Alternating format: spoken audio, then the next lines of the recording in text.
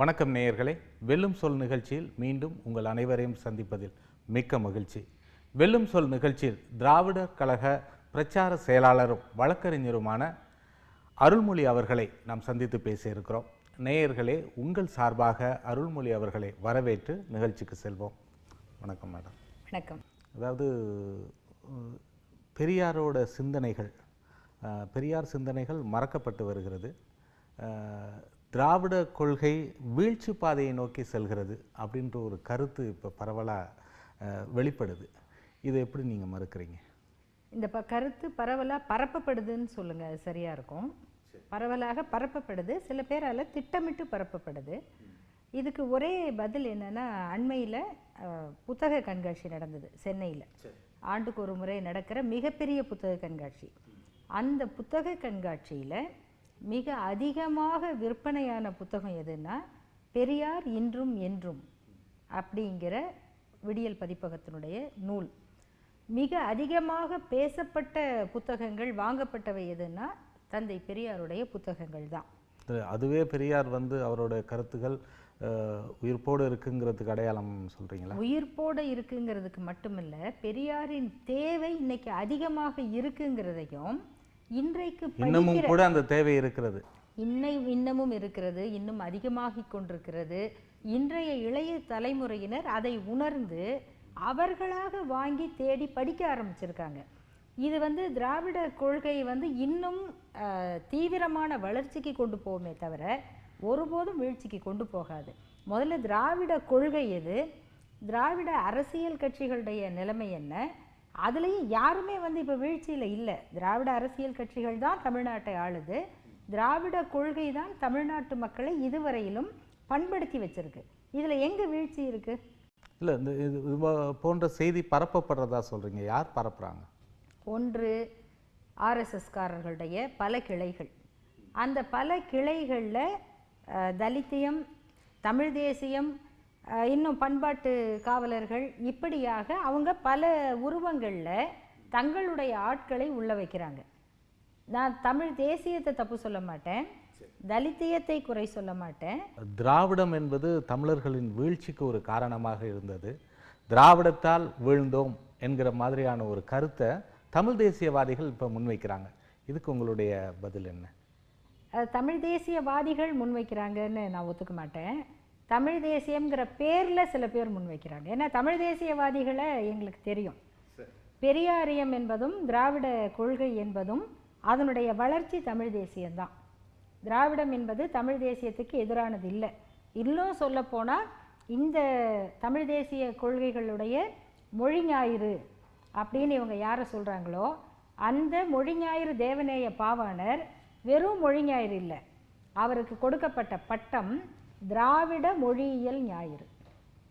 அந்த பட்டத்தை கொடுத்தவர் தந்தை பெரியார். அந்த திராவிட மொழி ஞாயிறு தேவநேய பாவாணரை தான் இன்னைக்கு இவங்க சொல்கிறாங்க தமிழ்தான் திராவிடம் அப்படின்னு சொன்னதும் அவர் தான். பெரியாரை பெற்றிழந்தோம் பெற்று இழந்தோம் அப்படின்னு எழுதியவர் பாவலரேறு பெருஞ்சித்திரனார். அவர்களை விட பெரிய தமிழ் தேசியவாதிகள் இல்லை இவங்களுக்கு தெரியும் திராவிடம் என்பது தமிழுக்கோ தமிழ் தேசியத்துக்கோ எதிரானதில்லை. இன்னும் சொல்லப்போனால் பெரியார் கொள்கையாளர்கள் தாங்க தமிழ்நாட்டில் அதிகமாக தமிழ் பேர் வச்சவங்க. இல்லை, சிலர் சொல்கிறாங்க, அதாவது திராவிடம் என்பது, திராவிட இயக்கம் தொடக்க காலகட்டத்தில் அந்த திராவிடத்தை ஒருங்கிணைத்து செயல்பட்டது என்பது ஒரு சரியான விஷயமாக இருக்கலாம். இன்னமும் அதை தூக்கி பிடிக்க வேண்டுமா என்கிற ஒரு கேள்வி. இல்லை, அதில் ஒரு நியாயமான கோரிக்கையும் இருக்குது. இன்னமும் அதை தூக்கி பிடிக்க வேண்டுமான்னு கேட்குறதுல அதுக்கு நம்ம கண்டிப்பாக பதில் சொல்லணும். நான் இப்போ மற்ற விஷமத்தனமான கேள்விகளுக்கு சொல்கிற பதில் வேறு, இது உண்மையான கேள்வி. அவங்களுக்கு நான் என்ன சொல்ல விரும்புகிறேன்னா, திராவிடம்ங்கிறது ஒரு காலத்தில் சிந்து சமவெளி நாகரீகத்துக்கு உரிய மக்கள் அப்படிங்கிற ஒரு அடையாளமாக இருந்தது. அது தமிழ் அடையாளம்தான். அதுக்கு பிறகு ஆரியருக்கு முந்தைய பண்பாடு அப்படிங்கிற அடையாளமாச்சு. பிற்காலத்தில் இந்த பண்பாட்டுக்குரிய மக்கள் தென்னிந்தியாவில் தான் வாழ்கிறாங்க, அந்த திராவிட மொழி குடும்பம் தென்னிந்தியாவில் இருக்குது அப்படிங்கிற கருத்து வந்தது. மொழிவாரி மாநிலங்கள் பிரிஞ்சிருச்சு. இப்போ என்னுடைய கேள்வி என்னென்னா, ஒருங்கிணைந்த ராமநாதபுரம் மாவட்டமாக இருந்தது, அதிலேருந்து சிவகங்கை போயிடுச்சு, காரைக்குடி போயிடுச்சு. ஆனால் ராமநாதபுரம் தான். சேலத்திலேருந்து நாமக்கல் மாவட்டம் ஆயிடுச்சு, தருமபுரி மாவட்டம் ஆயிடுச்சு. ஆனால் சேலம் வந்து சேலம் மாவட்டம் தான். சென்னையிலேருந்து செங்கல்பட்டு திருவள்ளூர் பிரியும், ஆனால் சென்னை சென்னை தான். அந்த மாதிரி நாங்கள் வந்து இதை பேரின குடும்பம்ங்கிற பேராக தான் கை கொள்ள தொடங்கினோம். இன்னைக்கு அது கால மாற்றத்தில் சென்னையிலேருந்து செங்கல்பட்டு பிரிஞ்சிருச்சு. நீங்கள் சென்னைக்காக மட்டும் போராடுங்க, செங்கல்பட்டுக்கு ஏன் சேர்த்து போராடுறீங்க? இப்போ நாங்கள் எப்பயுமே வந்து கர்நாடகாவில் இருக்கவங்களுக்கு ஆந்திராவில் இருக்கவங்களுக்கு போராடுறது இல்லையே. நம்ம தமிழ்நாட்டுக்கு தமிழ் உரிமைக்கு தானே போராடுறோம். இன்னொன்று பார்த்தீங்கன்னா இன்னைக்கு திராவிட அடையாளம்ங்கிறது கொள்கை கோட்பாடு தான். தமிழ் பண்பாடு அப்படின்னு எடுத்தீங்கன்னா தமிழ் பண்பாட்டில் ஜாதி இருக்குது. அப்போ நான் தமிழ் பண்பாடுங்கிறதுக்காக ஜாதியை தூக்கி பிடிக்கணுமா? ஜாதின்னு வரும்போது தீண்டாமையும் சேர்ந்து வரும். அப்போ தீண்டாமையும் தமிழ் பண்பாடா? இல்லை. அப்போ தமிழ் பண்பாட்டில் ஜாதியை எதிர்ப்பது திராவிட கோட்பாடு. தமிழ் பண்பாடு பெண்ணடிமைத்தனத்தை போதிக்குது, பெண்ணடிமைத்தனத்தை சொல்லுது. அப்போ தமிழ் பண்பாட்டில் பெண் உரிமையை பேசுவது திராவிட கோட்பாடு. சார், தமிழ் தேசியம் ஒன்று. அப்போ நீங்கள் சொல்கிற மாதிரி, அதாவது இப்போ தமிழ் தேசியம் பேசுகிறவர்கள் பிஜேபிக்கு காவடி தூக்குறாங்கன்றீங்களா? ஆமாம். நீங்கள் பார்த்தீங்கன்னா இவங்க பேசுகிற விமர்சனமும் அவங்க பேசுகிற விமர்சனமும் ஒரே மாதிரி இருக்கும். சரி, இதே கருத்தை சீமான் முன்வைக்கிறாரு. அப்போ சீமான் வந்து பாஜகவுக்கு காவடி தூக்குறதா எடுத்துக்கலாமா? சீமான் வந்து காவடி தூக்குனாரு பழனியில், ஆனால் அவர் பிஜேபிக்கு தூக்கலைன்னு நினைக்கிறேன். ஏன்னா ஹெச் ராஜாவே அவரை ஒத்துக்க மாட்டார், அது ஒரு பிரச்சனை.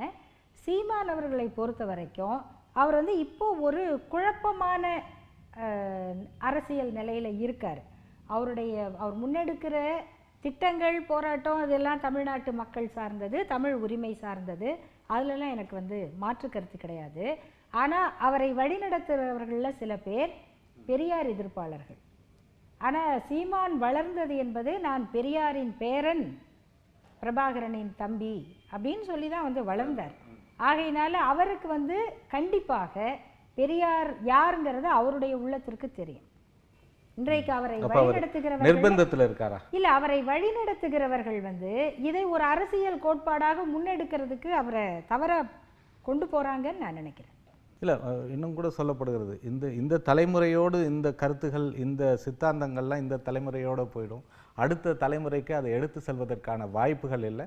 இன்னும் சொல்லப்போனால் அதற்கான முன்னெடுப்புகளில் இப்போது உள்ளவர்கள் இல்லை என்கிற ஒரு கருத்தையும் பதிவு செய்கிறாங்க. இது அப்பட்டமாக ஒரு பொய் குற்றச்சாட்டு, அதோட ஒரு தவறான கற்பனைன்னு கூட வச்சுக்கலாம். இதை இப்போ நேற்று இல்லை, தந்தை பெரியார் இறந்த போது இப்படி தான் சொன்னாங்க. இனிமே பெரியார் கொள்கையை பேச ஆள் இல்லை, திராவிடர் கழகமே அத்தோட போயிடும், கலைந்து விடும் அப்படின்லாம் வந்து சொன்னாங்க. அதுக்கப்புறம் இத்தனை ஆண்டுகள் வந்து பெரியார் கொள்கைகள் தான் வாழ்ந்து கொண்டும் ஆண்டு கொண்டும் இருக்கிறது. இன்றைக்கி நீங்கள் ஊடகத்தில் போய் பாருங்களேன், சமூக ஊடகங்களில், சமூக வலைத்தளங்களில் எங்களை விட பெரியார் கொள்கை, பெரியார் இயக்கம் என்று வளர்ந்தவர்களை விட மிக அதிகமாக புதிய புதிய இளைஞர்கள் தந்தை பெரியார் கருத்துக்களை பரப்ப ஆரம்பிச்சிருக்காங்க. சும்மா பேச இல்லை, பரப்ப ஆரம்பிச்சிருக்காங்க. அதை பார்த்து எந்த அடிப்படையில் இவங்க வந்து இனி அடுத்த தலைமுறைக்கு தந்தை பெரியாரை சொல்ல ஆள் இருக்கான்னா சொல்ல வேண்டிய தேவையே இருக்காது. ஏன்னா அடுத்த தலைமுறை எங்களை விட அதிகமாக படிக்க ஆரம்பிச்சிருச்சு. பெரியாரை பற்றி நிறைய விஷயங்கள் கற்றுக்கொள்கிற ஒரு சமூகமாக உருவாகுன்றீங்க. ஆமாம், உருவாகி கொண்டு இருக்கிறதுன்ற. இல்லை, அண்மையில் கூட ஒரு ஒரு கட்டுரையில் படித்த ஞாபகம், அதாவது திராவிட இயக்கம் எல்லோருக்குமான ஒரு இயக்கமாக செயல்படவில்லை என்கிற ஒரு குற்றச்சாட்டை முன்வைக்கிறாங்க. குறிப்பாக தலித்துகள், இஸ்லாமியர்கள் இவர்களை அரவணைத்து செல்லக்கூடியதாக இந்த இயக்கம் வந்து பரிணமிக்கணும் அப்படின்ற ஒரு கருத்தை முன்வைக்கிறாங்க. இல்லை, அந்த கட்டுரையை நானும் படித்தேன். இது அந்த கட்டுரையாளர் வந்து எந்த மனநிலையில் இதை எழுதினார்னு எனக்கு தெரியல. ஏன்னா தமிழ்நாட்டை பொறுத்தவரை இஸ்லாமிய மக்களுடைய முன்னேற்றம் பற்றி, அவர்கள் கல்வி, வேலைவாய்ப்பு, சமூக பாதுகாப்பு, இதில் திராவிட இயக்கங்கள், திராவிட இயக்க அரசியல் கட்சிகள் இதுவரை காட்டி இருக்கக்கூடிய அக்கறை வேறு எந்த மாநிலத்திலும் இல்லாதது. இடஒதுக்கீடு உட்பட அவர்களுக்கு தமிழ்நாட்டில் மட்டும்தான் இப்படி வழங்கப்பட்டிருக்கு. அது மட்டும் இல்லை, இதை வந்து சிறுபான்மை மக்களே இந்த கருத்தை வந்து ஏற்றுக்கொள்ள மாட்டார்கள். கிறிஸ்தவர்களானாலும் இஸ்லாமியர்களானாலும் இந்த கருத்தை வந்து அவங்களே ஏற்றுக்க மாட்டாங்க. ரெண்டாவது, கட்டுரையாளர் இன்னொரு கருத்தை முன்வைக்கிறார். இன்றைக்கி வந்து தமிழகத்தில் இத்தனை இஸ்லாமிய இயக்கங்கள் தோன்றுவதற்கு அதாவது திராவிட இயக்கங்கள் மீது இருக்கின்ற ஒரு அவநம்பிக்கை, அவர்கள் மீது நம்பிக்கை இல்லாத தன்மையால தான் இத்தனை இயக்கங்கள் உருவாகுது அப்படின்ற கருத்தை அவர் பதிவு செய்திருக்கார். அது ஒரு தவறான புரிதல். நீங்க வந்து எல்லா திராவிட இயக்கத்திலையுமே இஸ்லாமியர்கள் இருக்காங்க. ஆனா அவங்க தனியாக ஒரு அமைப்பாக செயல்பட வேண்டிய சூழ்நிலை எப்பன்னா 1991 பாபர் மசூதி இடிப்புக்கு பிறகு அவர்களுக்கு ஏற்பட்டிருக்கிற அடையாள சிக்கல், பாதுகாப்பின்மைங்கிற ஒரு அச்சம், இன்னொன்று உலகமயமாக்கல்ல அவர்களுடைய அந்த இஸ்லாமிய அடிப்படை கருத்துக்கள். இப்போ சவுதியில் வேலை பார்க்குறாங்க, அவங்க அந்த வஹாபியிசம் அப்படிங்கிற பேரில் அதில் ஒரு புத்தாக்கத்தை உண்டாக்குறது, இந்த மாதிரி ஒரு வெளிப்புற சிந்தனை, இன்னொன்று உள்நாட்டில் ஏற்பட்ட பாதுகாப்பற்ற ஒரு சூழ்நிலை, இந்த ரெண்டும் சேர்ந்து தான் நிறைய இஸ்லாமிய அமைப்புகள் உருவாக காரணமாக இருக்கு. தலித்திய பார்வையில் பார்த்தீங்கன்னா இதற்கு எதிரான தாக்குதல்கள் நடக்கும் பொழுதெல்லாம் முதல்ல அங்கே நிற்கிறவங்க யாருன்னா பெரியாரிஸ்டுகள் தான், பெரியார் சிந்தனையாளர்கள் தான். தருமபுரியில் இளவரசனுடைய மரணத்துக்கு பிறகு 10 நாளில் ஜாதி ஒழிப்பு மாநாடு அங்கே தான் நடந்தது. ஜாதி கலப்பு திருமணங்களுக்கு எதிராக ஒரு அமைப்பு செயல்பட தொடங்குதுங்கும் போதே மன்றல் அப்படின்னு ஜாதி மத மாறுபாடுகள் உள்ள யார் வேணாலும் பதிவு செய்யுங்க. இந்த மாதிரி ஒரு சம்பவம், ஒரு நிகழ்வு நடக்கும் போது அதில் கையில் எடுக்கிறீங்க. தொடர்ச்சியாக இது போன்ற ஒரு விழிப்புணர்வை ஏற்படுத்துறதுக்கு தொடர்ச்சியான நடவடிக்கைகளில் இறங்கலை அப்படின்றத எப்படி பார்க்க? தொடர்ச்சியான நடவடிக்கைங்கிறது எப்பயுமே நடந்துகிட்டு இருக்கும். ஆனால் இப்படி சம்பவங்கள் நடக்கும்போது உடனடியாக அதற்கு எதிர்வினையாற்றுவது பெரியார் இயக்கங்கள் தான். பெரியார் பிறந்த மண்ணில் இப்படியெல்லாம் நடக்குதுன்றது அந்த இயக்கத்துக்கு ஒரு அவப்பெயர் தான். இல்லை, அவப்பெயர்னு சொல்கிறத விட இன்னமும் வேகமாக இதில் ஈடுபட வேண்டி இருக்கு. இப்போது ஒரு 60-70 ஆண்டுகளில் ஒரு இயக்கம் இந்த அளவுக்கு இந்த மாநிலத்தில் வேறுபாடுகளை களைஞ்சிருக்கு, எல்லாருடைய முன்னேற்றத்துக்கும் வளர்ச்சிக்கும் பாடுபட்டிருக்கு. இல்லை, நீங்கள் 60 ஆண்டுகளில் இவ்வளோ செய்திருக்குன்னு சொல்கிறீங்க. 50-60 ஆண்டு காலம் ஆகியும் கூட இதை முழுமைப்படுத்த முடியலை, முழுமையாக தடுக்க முடியலை அப்படின்றதான் வெளிப்படுத்தக்கூடியது. ஏன்னா இது வந்து 2000-3000 ஆண்டு வேர்பிடித்திருக்கிற நோய். அதை வந்து நாங்கள் 60 ஆண்டுகளில் ஓரளவுக்கு அதை எதிர்த்து போராடுறதுக்கு தயார்படுத்தி இருக்கோம். ஆனால் இன்னும் வேகமாகவும் தீவிரமாகவும் அதில் ஈடுபடணுங்கிறத நான் ஒத்துக்குவேன். ஆனால் இவங்க ஒன்றுமே செய்யலை. திராவிட இயக்கங்கள் தலித்துகளுக்கு எதிரானவைங்கிறது உள்நோக்கமுடைய திட்டமிட்ட பிரச்சாரம். இன்னொன்று அந்த கட்டுரையாளர் சொல்லிருக்காரு, பிராமணர்களை உள்ளிழுத்து கொள்ளுங்கள்னு. பிராமணர்கள் அப்படின்னு அவர் குறிப்பிடுகிற பார்ப்பனர்கள் அவங்க பூணூல் இல்லாமல் இந்த சமூக நீதி கருத்துக்களை ஏற்றுக்கொண்டு எங்களோடு இணைந்து செயல்படுறதுல எங்களுக்கு எந்த தடையும் இல்லை. அப்படி செயல்படுகிற சில பார்ப்பன தோழர்களும் இருக்கிறாங்க. இல்லை, அதாவது வெளிப்பாடு திராவிடர் கழகம் அப்படின்னு சொன்னாலே அது ஒரு பார்ப்பனிய எதிர்ப்பு இயக்கம், பார்ப்பனர்களுக்கு எதிரான ஒரு இயக்கமாக தான் கட்டமைக்கப்பட்டிருக்கு, அப்படிதான் சொல்லப்படுது. ஒரு தப்பு இருக்க முடியல. நான் ஒன்றும் இல்லை, நாங்கள் வந்து சின்ன வயசுல இந்த இயக்கம் தொடங்கப்பட்ட பொழுது அதற்கான தேவை இருந்ததா சொல்லலாம். அது இப்படி ஒரு நீங்கள் நிலைப்பாட்டை எடுக்கிறதுக்கான தேவை இருந்திருக்கு. இன்னைக்கும் அது இருக்குதா என்ன? இன்னைக்கும் இது இருக்கும். நாங்கள் கொஞ்சம் ஏமாந்தா இதற்கு அப்புறமும் அது தொடரும். நாங்கள் சின்ன வயசில் நீங்கள் பார்த்துருக்கலாம், சேலத்திலேயே வந்து அக்ரஹார தெரு இருக்கும். இப்போ அந்த தெருவில் வந்து வீடுகள் இல்லை, எல்லாமே நிறுவனங்கள் ஆயிடுச்சு. அப்போ சில அக்ரஹார வீடுகள் இருக்கும். அதில் ஒரு வீட்டில் இருந்த டீச்சர்கிட்ட தான் நாங்கள் போய் பாட்டு கற்றுக்கிட்டோம். அப்போ இந்த ஜாதி அனுபவங்கள்லாம் எங்களுக்கு வந்து வீட்டில் சொல்லி கொடுக்கல. அங்கெல்லாம் போய் அவமானப்பட்டு தான் நாங்கள் வந்து ஜாதினா என்ன அப்படின்னு தெரிஞ்சுக்கிட்டோம். அடுத்தது பார்த்திங்கன்னா, ஒரு தோழி, என்னுடைய தோழி பார்ப்பன பெண், அந்த பெண் வீட்டில் இருக்கும்போது தான் முதல்ல இதை கேட்குறவங்களுக்கு வந்து இது உண்மையான்னு தோணலாம். ஆனால் உண்மை என்னங்கிறது எல்லாருக்கும் தெரியும். அந்த வீட்டில் கேட்குறேன், பின்னாடி வந்து கழிப்பறையை கழுவுறதுக்கு அந்த பெண் வந்திருக்காங்க. அந்த என் தோழியோடைய அம்மா சொல்கிறாங்க, சூத்திரச்சி வந்திருக்கா, போய் தண்ணியை பக்கெட்டில் ஊற்றிட்டு வா. இந்த சொல் முதல்ல நாங்கள் திராவிட இயக்க குடும்பம் இதெல்லாம் பேசுகிறோம். ஆனால் இந்த சொல் என் காதில் விழுந்தது அந்த வீட்டில் தான்.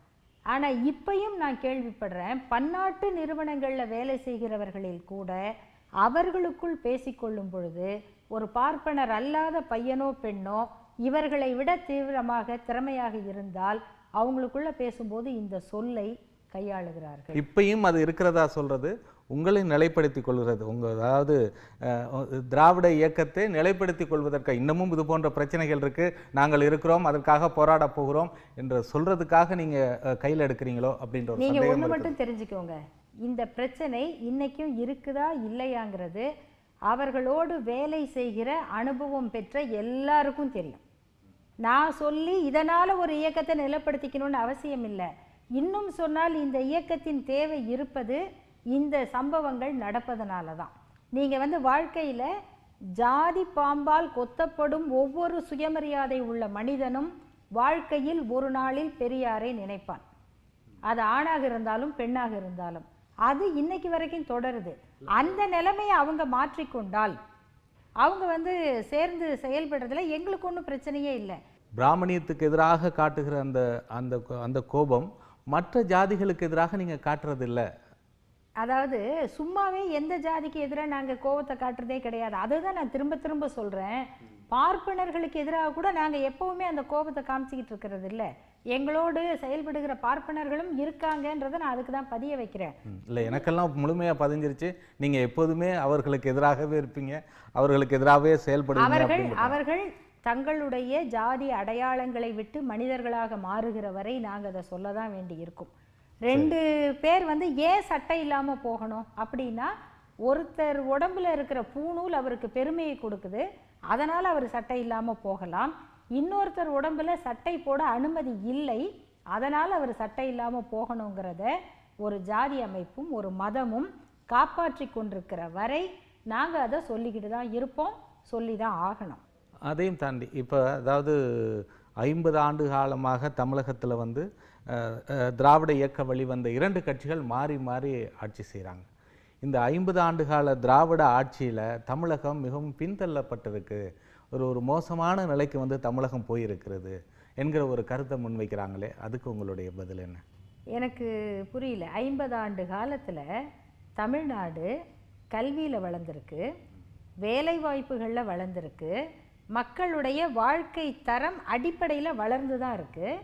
உலக நாடுகளில் வேலை பார்க்குறவங்களில் பெரும்பாலும் இன்னைக்கு இந்த கம்ப்யூட்டர் நிறுவனங்கள் இந்த மாதிரியாக வேலை வாய்ப்புகளை பெற்றவர்களாக தமிழ்நாட்டு இளைஞர்கள் மாறி இருக்காங்க. இதில் தமிழ்நாடு எங்கே பின்தங்கி இருக்கு? ஒரே ஒரு குற்றச்சாட்டு நான் நேர்மையாக ஒத்துக்கொள்ள வேண்டியது, இயற்கை வளங்களை காப்பதில் பின்தங்கி இருக்கு. இயற்கை வளங்கள் அழிஞ்சிருக்கு. இது பார்த்தீங்கன்னா திராவிட இயக்கத்திலிருந்து இல்லை, இன்னைக்கு எல்லா உயர்நீதிமன்றத்திலேருந்து எல்லாரும் எதை பற்றி பேசிக்கிட்டு இருக்கிறோம்? சீமை கருவேலத்தை பற்றி. சீமை கருவேல மரங்கள் யார் காலத்தில் இங்கே வந்தது? அதை வளர்த்தா நாட்டுக்கு நல்லது, மண்ணுக்கு நல்லது, பணப்பயிர் ஏற்பட்ட ஒரு தவறான புரிதல். அந்த மாதிரி காங்கிரஸ் ஆட்சியில் தான் அது அப்போ ஏற்பட்டது. காமராஜர் அவர்கள் அதுக்கு காரணமாக இருந்தார். அவர் என்ன தமிழ்நாடு மண் பாலைவனமாக போகட்டும், நாசமாக போகட்டும் நினச்சா அவர் செய்திருப்பார்.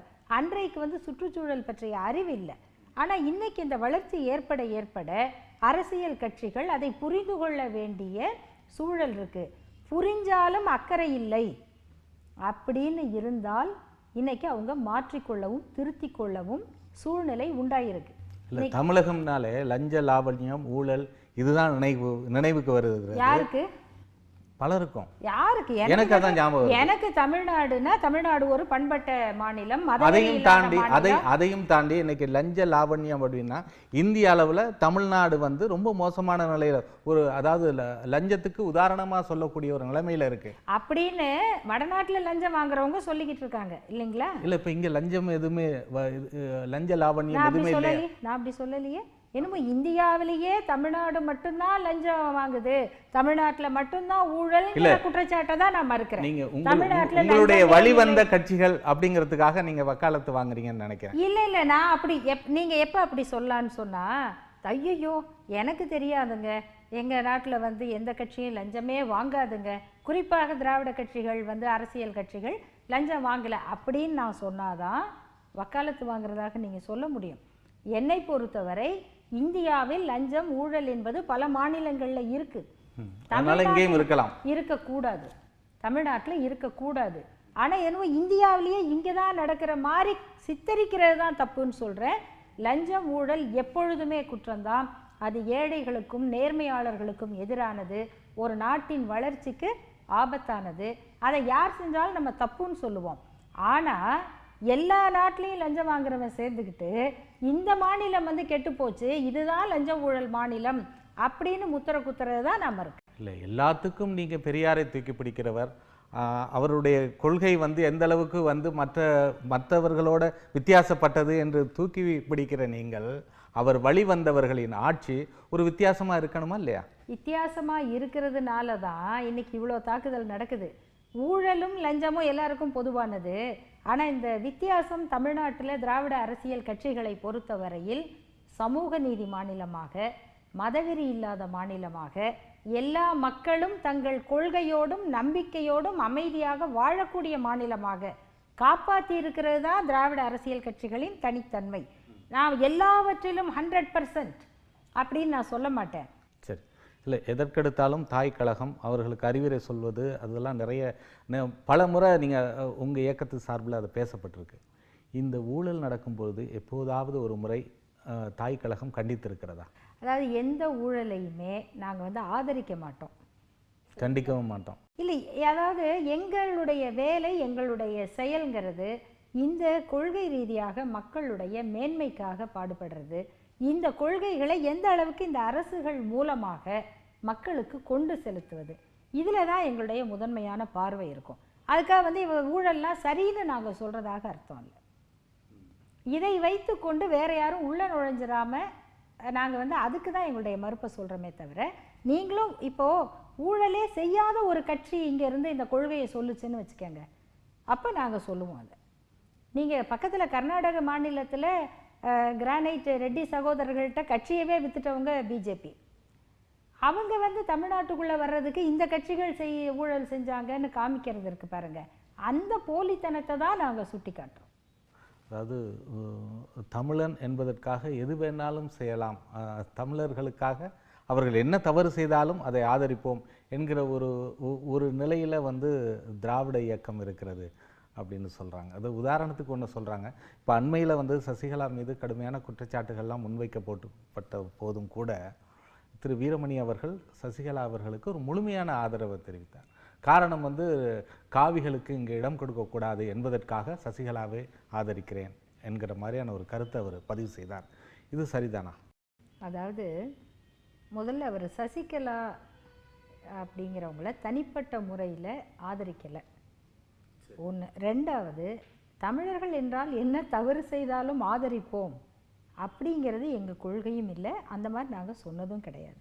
பார்வைக்கு அப்படி தெரியுது. பார்வையில் பல கோளாறுகள் இருக்குது, அதனால் பார்வை கோளாறுகளை சரி பண்ணுறதுக்கு தான் கண்ணாடி இருக்குது.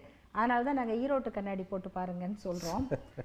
என்னன்னா, திருமதி சசிகலா அவர்கள் அதிமுகவின் பொதுச் செயலாளராக தேர்ந்தெடுக்கப்பட்டார். அந்த கட்சியில் பொறுத்த வரைக்கும் ஜெயலலிதா அவர்களுடைய இறப்புக்கு பிறகு ஏற்பட்ட ஒரு குழப்பமான சூழ்நிலையில் யார் அந்த இயக்கத்தை கட்டுக்கோப்பாக நடத்தி செல்ல முடியுமோ அவர்களை தலைவர்களாக ஏற்றுக்கொள்ள வேண்டும்ங்கிறது அந்த கட்சியினுடைய நிலை. அப்போது திராவிடர் கழக தலைவர் விட்ட அறிக்கையில் என்னன்னா, உங்களுடைய கட்சியை கட்டுக்கோப்பாக நடத்துவதற்குரிய தலைமையை தேர்ந்தெடுங்கள்ங்கிறது தான். இல்லை, அண்மையில் இதே வெல்லும் சொல் நிகழ்ச்சியில் பாஜகவுடைய தேசிய செயலாளர்களில் ஒருத்தர் திரு ஹெச் ராஜா வந்து ஒரு கருத்தை பதிவு செய்தார். தமிழகத்தில் பெரியாரின் எச்ச சொச்சங்கள் தான் இருக்கின்றார்கள் என்கிற மாதிரியான ஒரு கருத்தை பதிவு செய்தார். அந்த எச்ச சொச்சங்களை பற்றி என்ன நினைக்கிறீங்க? ஹெச் ராஜா எப்பயும் எச்ச சொச்சங்களை பற்றி தான் கவலைப்பட்டுக்கிட்டு இருக்காரு.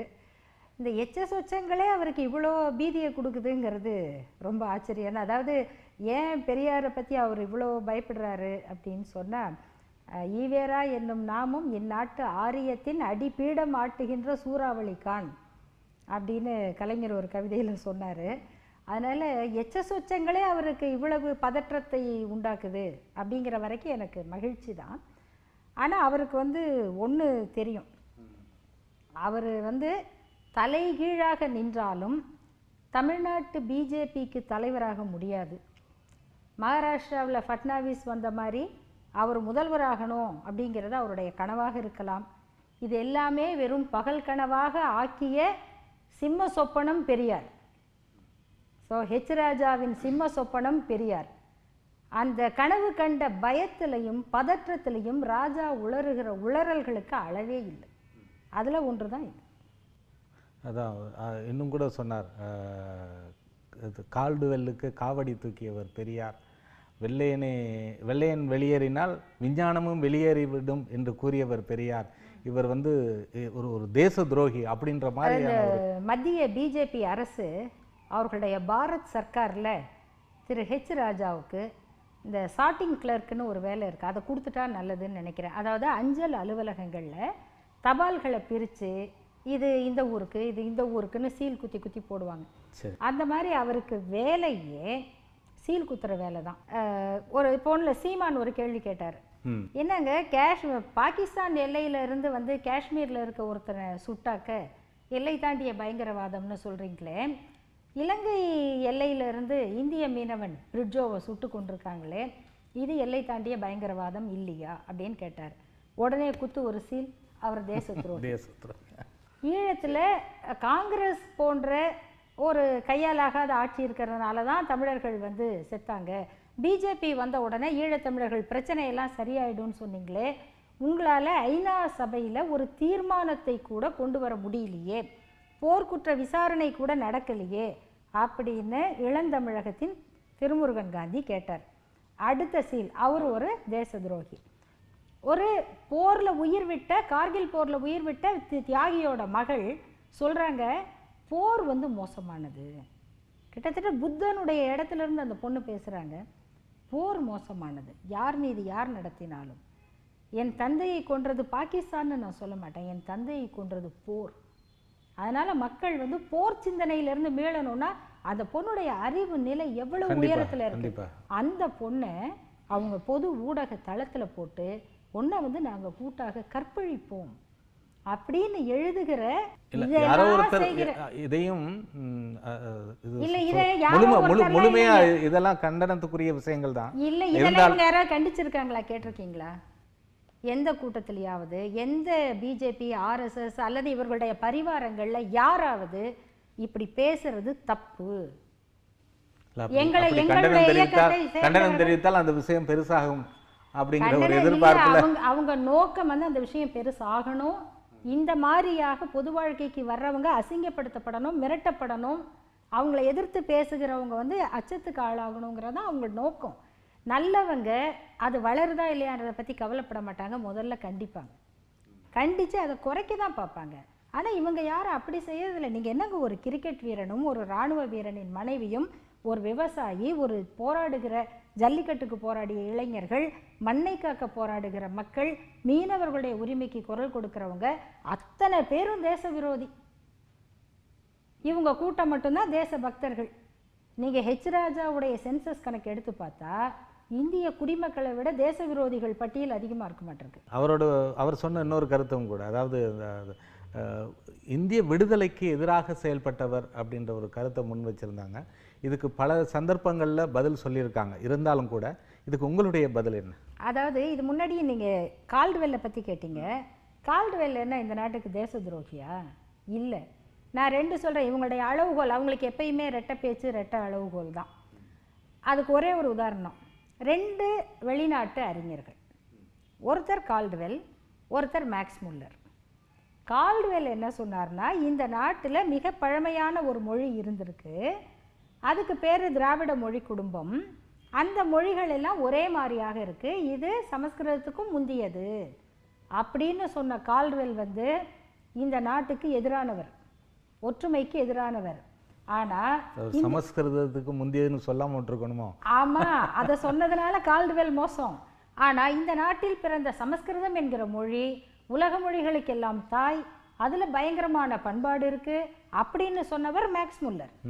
மேக்ஸ் முல்லர் பெரிய ஞானி, மேக்ஸ் முல்லர் அறிஞர், கால்டுவெல் கெட்டவர். இதுதான் இவங்க அளவுகோல். சரி, அது ஒரு பக்கம் இருக்கட்டும். தந்தை பெரியார் வெள்ளைக்காரர்கள் இந்த நாட்டை விட்டு போகக்கூடாது அப்படின்னு எந்த சந்தர்ப்பத்தில் சொன்னார்? இன்னும் சொன்னால் 1940க்கு பிறகு தந்தை பெரியார் எழுதின கட்டுரைகளை ஒவ்வொருத்தரும் படிக்கணும், குறிப்பாக அரசியல் தெரிஞ்சுக்க வேண்டியவங்க படிக்கணும். பெரியார் என்ன சொன்னார்?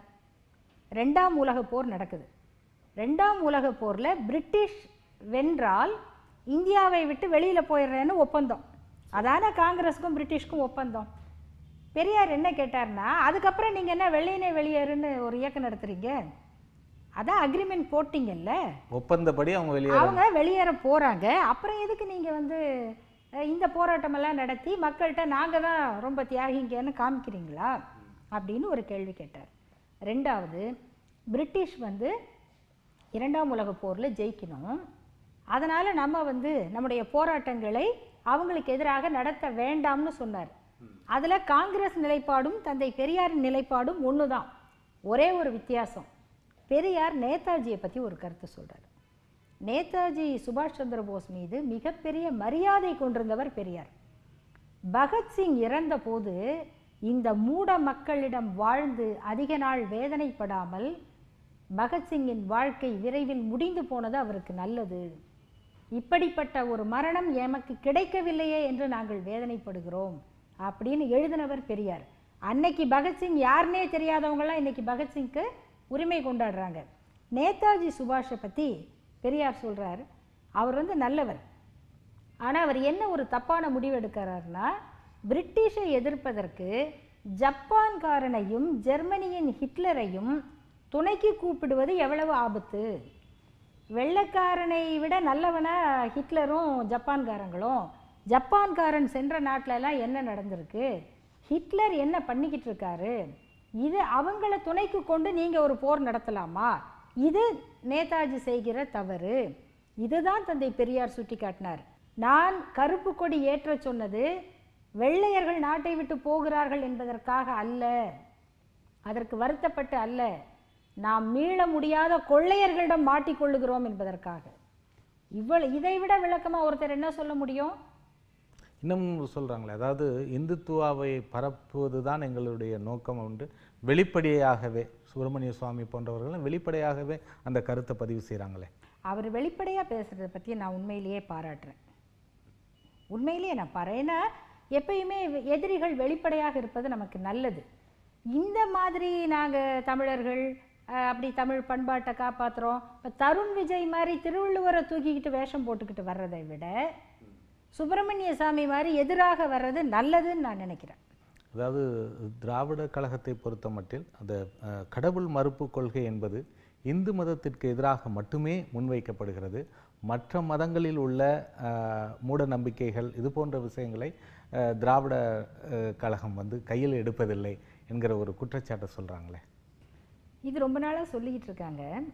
ஆனால் அடிப்படையில் ஒரு செய்தியை புரிஞ்சுக்கணும். என்னென்னா, கடவுள் மறுப்பு அப்படிங்கிறது பொதுவானது. சரி, எல்லா கடவுளுக்கும் அது பொருந்தும். அது அல்லாவுக்கு, இயேசுவுக்கு, இங்கே யாரை சொல்கிறது, நம்ம எல்லா குடும்பங்களும் அவங்களும் சொல்கிறாங்க பொதுவான விஷயம். ஆனால் இதை நீங்கள் முன்னெடுக்கிறது வந்து இந்து மதத்துக்கு எதிராக மட்டும். இந்து மதத்துக்கு எதிராகன்னு இல்லை, இந்தியாவில் இருக்கிற பெரும்பான்மை மக்களின் உரிமைக்காக அப்படிங்கிறது ஒன்று.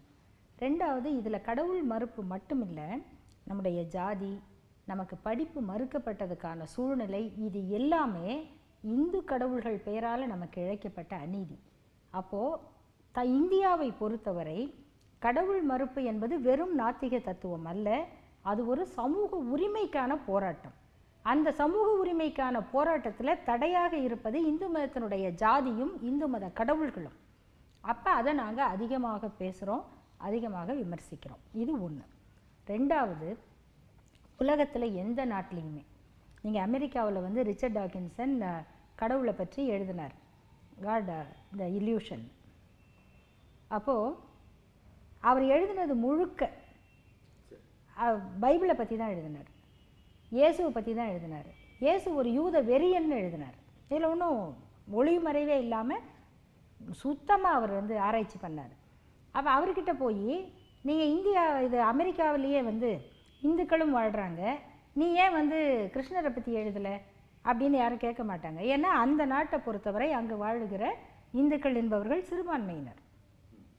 பாகிஸ்தானில் வந்து ஒரு சீர்திருத்தவாதி இருக்காருன்னு வச்சுக்கோங்க, அவர் வந்து இஸ்லாமை பற்றி தான் பேசுவார். நீங்கள் சூஃபிகள் அப்படிங்கிறவங்க இஸ்லாமிய சீர்திருத்தவாதிகள். அந்த சூஃபிகள் யாரும் வேறு மதத்தை பற்றி பேச மாட்டாங்க. ஏன்னா அந்த பகுதியில் வாழுகிற ஒரு சிறிய கூட்டத்தை அவங்கள நாங்கள் சீர்திருத்தம் பண்ணுறோம் அப்படின்னு நம்ம பேசுவது என்பது அவர்களுக்கு பாதுகாப்பற்ற சூழ்நிலையை உண்டாக்கும். இது ஒரு அடிப்படையான மனித பண்பு. ஆகையினால நம்முடைய பெரும்பான்மை பிரச்சனை அப்படின்னு பேசும் பொழுது அதுக்குள்ளே இருக்கிற பிரச்சனைகளை பேசுகிற மாதிரியாக சிறுபான்மை மக்களுடைய பிரச்சனைகளை பேச மாட்டாங்க. இது உலகத்தில் எங்கேயுமே கிடையாது. பேசுவதற்கான அவசியம் இல்லைங்கிறீங்களா? இல்லை இல்லை, அதில் பல காரணங்கள் இருக்குது. இப்போ என்னென்னா, நீங்கள் இங்கிலாந்தில் why I am not a Christian அப்படின்னு பெர்ட்ராண்ட் ரசல் எழுதினார். அவரை போய் யார் நீங்கள் why I am not a Muslim, why I am not a ஹிந்துன்னு ஏன் எழுதலைன்னு கேட்க மாட்டாங்க. ஏன்னா அவர் பிறந்ததும் அந்த நாட்டில் இருந்த பெரும்பான்மை ஆட்சியில் இருந்ததும் கிறிஸ்தவ மதம் தான். ஆனால் தமிழ்நாட்டை பொறுத்த வரைக்கும் தந்தை பெரியார் இஸ்லாமியர்களையும் விமர்சனம் செஞ்சுருக்கார். அதாவது பெரியாரின் கொள்கையை பரப்புவதில் முன்ன இருந்த அந்த வேகம் இப்போ இல்லை, ஒரு தேக்க நிலை இருக்குது அப்படிங்கிறத ஒத்துக்கிறீங்களா? அதாவது பொதுவாக திராவிடர் கழகத்தின் மீதோ அல்லது பெரியார் கொள்கையாளர்கள் மீதோ இப்படி ஒரு குற்றச்சாட்டை வச்சுக்கிட்டே இருக்காங்க. இப்படி வைக்கிறவங்க ரெண்டு வகையாக இருக்கிறாங்க. ஒருத்தவங்க இது பரவுறதை பார்த்து வருத்தப்படுறவங்க, இன்னொருத்தவங்க இன்னும் அதிகமாக பரவணும் அப்படிங்கிற அக்கறை உள்ளவங்க. அக்கறை உள்ளவர்கள் சொல்லுகிற விமர்சனத்தை நான் ஆக்கப்பூர்வமாக ஏற்றுக்கிறேன். ஆனால் இதை நீங்கள் முதல் கேள்வி ஆரம்பிச்சிங்க பார்த்தீங்களா, பெரியார் கொள்கை முந்தி மாதிரி இல்லையேங்கிறது பல பேருடைய உள்ளத்துக்குள்ளே இருக்கிற விருப்பம். பெரியார் கொள்கை தோற்கணும், அது நீர்த்து போகணுங்கிறது. இன்றைக்கி உலக அளவில் இன்றைக்கி பார்த்தீங்கன்னா பன்னாட்டு மனிதநேய அமைப்புகள் தமிழ்நாட்டை தலைமை நாத்திக இடமாக அறிவிக்கணும் அப்படின்னு பேசுகிறாங்க. இப்போ ஜெர்மனியில் ஒரு மாநாடு நடக்க போகுது, நார்வேயில் நடந்திருக்கு, தமிழ்நாட்டிலேயே அந்த மாநாட்டை நடத்தியிருக்கோம்.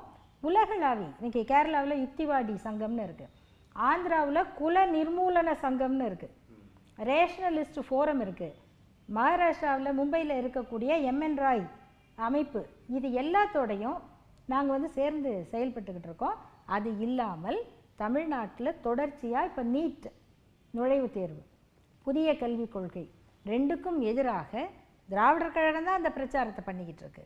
சமூக நீதி, மதச்சார்பின்மை இவை இரண்டுக்கும் எதிராக இந்துத்துவாக்களிடமிருந்து ஒரு அறைகூவல் வருகிறது அப்படின்ற மாதிரி திரு வீரமணி அவர்கள் அண்மையில் ஒரு கருத்தை பதிவு செய்திருந்தார். இந்துத்துவா கொள்கை திராவிட கொள்கையை ஆக்கிரமிக்க நினைக்குது அப்படின்னு எடுத்துக்கலாம். அதை அந்த கருத்தை முன்வைக்கிறாரா? அதாவது திராவிட கொள்கையை ஆக்கிரமிக்க நினைக்குது அப்படிங்கிறத விட, திராவிட கொள்கைகளால் இதுவரையிலும் காப்பாற்றப்பட்டு வருகிற தமிழ்நாட்டின் மீது ஒரு பெரிய முற்றுகை போர் தொடங்கி இருக்கு. நம்ம உண்மையை, யதார்த்த நிலையை மறுக்கக்கூடாது. அதாவது இல்லை நம்ம இது பெரியார் மண், இங்கே நீங்கள் வர முடியாது அப்படின்னு நம்ம பேசுகிறதெல்லாம் இதனால் வரையிலும் இந்த மண்ணுக்கும் பெரியாருக்குமான உறவு, அந்த அடிப்படையில் நம்ம சொல்கிறோம்.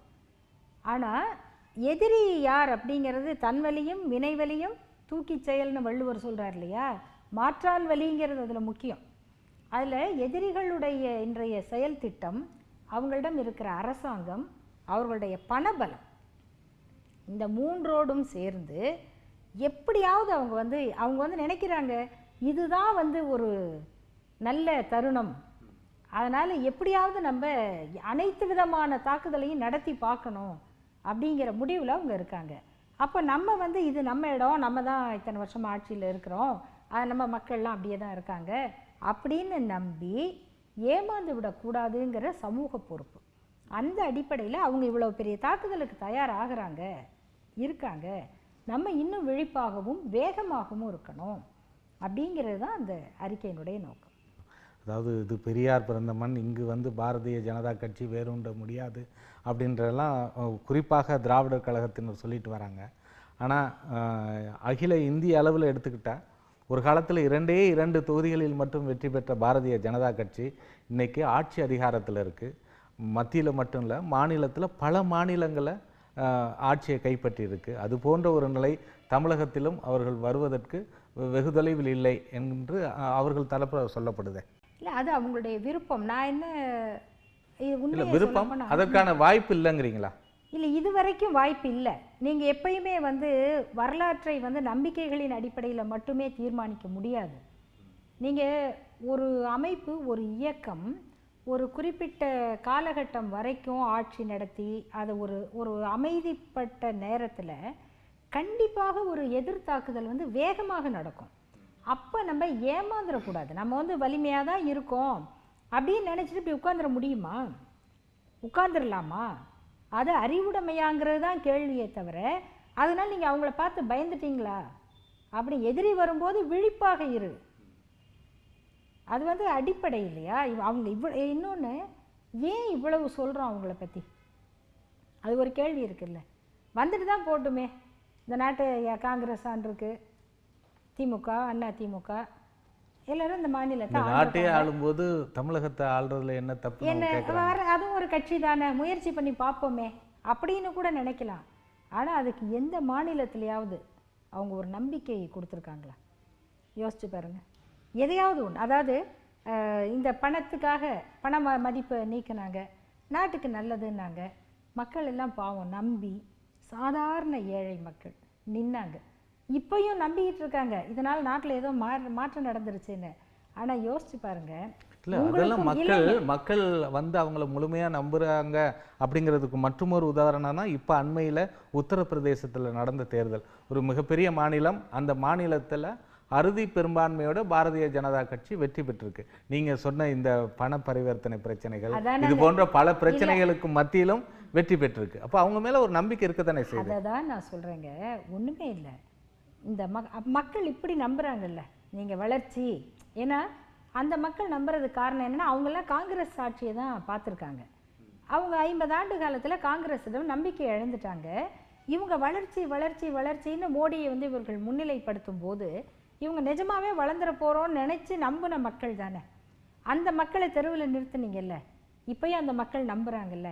நான் கேட்குறேன், யாராவது உங்கள் வீட்டுக்கிட்ட எங்கள் வீட்டுக்கிட்ட நம்ம பார்த்த எந்த பணக்காரனாவது இந்த பண மதிப்புக்கு பிறகு கஷ்டப்பட்டுருக்காங்களா? யாராவது நம்ம பார்த்ததுலேருந்து ஒரு மாற்று குறைஞ்சிருக்காங்களான்னு சொல்லுங்கள். நம்ம தான் கஷ்டப்பட்டோம், கஷ்டப்பட்ட மக்கள் செத்தாங்க, ஆனால் ஒன்றும் நடக்கலை. ஆனால் அதே மக்கள் நம்பி யூபியில் வாக்களித்தாங்க, உத்தரப்பிரதேசத்தில். அதுக்கு அரசியல் கணக்குகளுக்குள்ளே நான் போகலை. அதாவது ஒரு காரணமும் இருக்குது. எந்த நாட்டிலையாவது நாளைக்கு தேர்தல் நடக்க போகுதுன்னா இன்னைக்கு அப்பாவும் மகனை அடிச்சுக்கிட்டு ஒரு கட்சியை வந்து அசிங்கப்படுத்தின பிறகு மக்கள் வந்து அவங்கள நம்பி வாக்களிப்பாங்களா? அடுத்தது இவர்களிடமிருந்து பிரிந்து நேர் எதிராக பாதி ஓட்டுகளை மாயாவதி பிரிச்சிடுறாங்க. இதெல்லாம் என்ன கணக்கு போட்டாலும் வெற்றிங்கிறது வெற்றி தான்.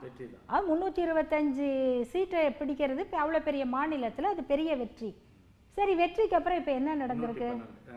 இந்த வெற்றிக்கு அப்புறம் அவங்க கூட்டணியோட சேர்த்து 325, அவங்க மட்டும் 312. இப்போ வெற்றிக்கு பிறகு என்ன நடந்திருக்கு? இளைஞர்கள், அந்த முதல்வர் ஆதித்யநாத், அவர் ரொம்ப ஏற்கனவே ரொம்ப பண்பான கருத்தெல்லாம் சொன்னவர். அவரால் வளர்க்கப்பட்ட யுவவாகினின்னு வாழ் வச்சு கொண்டு திரியிற இளைஞர்கள் போலீஸ் வேனில் ஏறிக்கிட்டு தெருவில் போகிறாங்க. வர்றவங்களெல்லாம் தகராறு பண்ணி, ஒரு ஆம்பளை பொம்பளை சேர்ந்து போக முடியல, ஒரு ஆணும் பெண்ணும். இவன் வந்து விசாரிக்கிறான், நீ யாரு அண்ணனா? என்ன நாடு இது? இப்படி ஆக்கிறதுக்கு அவங்களுக்கு வாக்களித்தாங்க. அடுத்தது சாப்பாடுங்க. ஏன் வந்து இவங்க ஆட்சிக்கு வரக்கூடாதுன்னா, இவங்க ஆட்சிக்கு வந்த எந்த மாநிலத்திலையும் கறி சாப்பிட்ற இந்துக்கள் நிம்மதியாக வாழ முடியலைங்க. நீ இந்துக்கள் பெரும்பான்மைக்கு நன்மை பண்ணுறன்னா பெரும்பான்மை மக்கள் சாப்பிட்ற கறியில் எப்படி கை வைக்கிற நீ? எந்த மாநிலத்திலும் இப்போ வந்து அடித்து கொள்வது.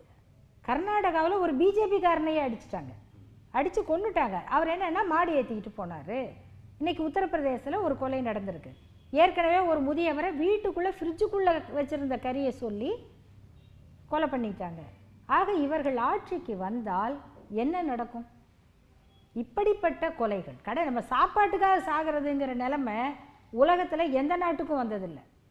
அப்படி ஒரு காட்டுமிராண்டித்தனமான ஆட்சியாக அது மாறிடும். நம்ம மக்களுக்கு அவர்கள் விரும்பிய உணவை கூட சாப்பிட முடியாத சிக்கல் உண்டாகும். அந்த மாதிரி பாதிப்பெல்லாம் வரக்கூடாதுங்கிறதுக்காக தான் இதெல்லாம் கொஞ்சம் தள்ளி வைப்போம் அப்படின்னு நாங்கள் சொல்கிறோம். நேரத்தின் அருமை கருதி நிகழ்ச்சி நிறைவு செய்யறதுக்கு அதுக்கு முன்னதாக ஒரு கேள்வி. அதாவது திராவிட இயக்கம் தோன்றி 100 ஆண்டுகள் கடந்திருக்கிறது. அதாவது திராவிட இயக்கம் தோன்றுவதற்கான தேவை எப்படி இருந்ததோ அது இன்னமும் அப்படியே இருக்கிறதா, நிலைமை மாறி இருக்கிறதா?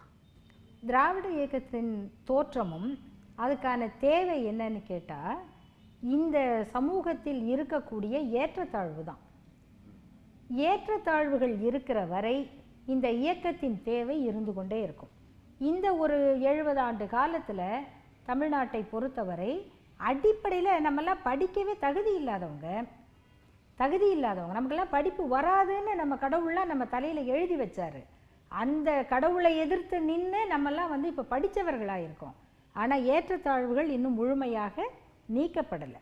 அப்படிப்பட்ட சூழ்நிலையில் இந்த ஏற்றத்தாழ்வுகள் நீங்குகிற வரை எங்களுடைய வேலை தொடர்ந்து கொண்டு தான் இருக்கும்.